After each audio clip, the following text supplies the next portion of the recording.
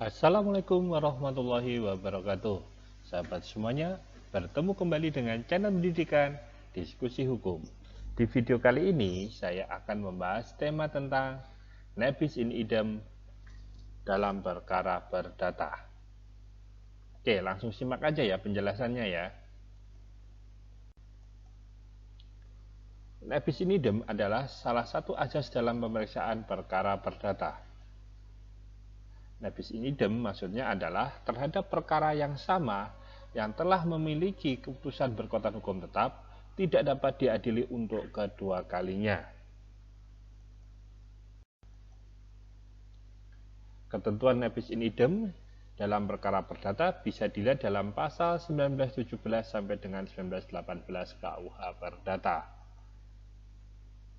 Dan ketentuan nebis in idem ini diperluas dengan surat edaran Mahkamah Agung atau SEMA nomor 7 tahun 2012 tentang rumusan kamar perdata.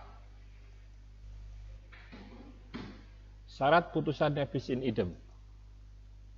Yang pertama, soal yang dituntut harus sama. Yang kedua, tuntutan harus didasarkan pada alasan yang sama, diajukan oleh pihak yang sama, dan terhadap pihak-pihak yang sama dalam hubungan yang sama pula. Putusan yang dijatuhkan pengadilan bersifat positif, menolak atau mengabulkan.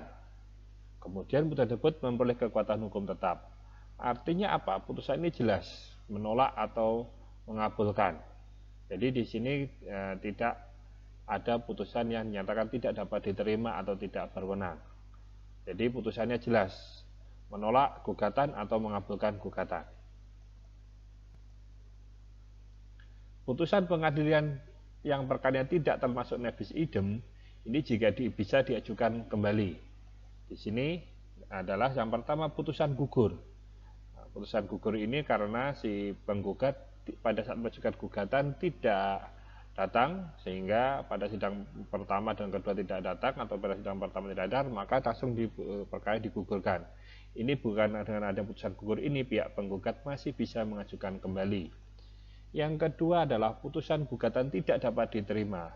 Artinya apa putusan tidak dapat diterima? Di sini ada syarat formalitas yang tidak terpenuhi dalam surat gugatan dan ini harus dilengkapi. Yang ketiga, putusan yang menyatakan pengadilan tidak berwenang mengadili. Jadi apabila diajukan ke pengadilan negeri, pengadilan nyatakan tidak berwenang mengadili, maka menjadi kewenangan pengadilan tata usaha negara, maka masih bisa diajukan ke pengadilan tata usaha negara. Di sini putusan tidak menyatakan perkara tersebut nebis in idem. Di sini tidak termasuk nebis in idem karena pokok sengketa atau permasalahan belum diperiksa dan belum ada putusan yang menyangkut pokok perkaranya. Jadi putusan-putusan seperti atas adalah hanya bersifat memeriksa syarat formalitas pemeriksaan perkara, belum pada pokok sengketanya.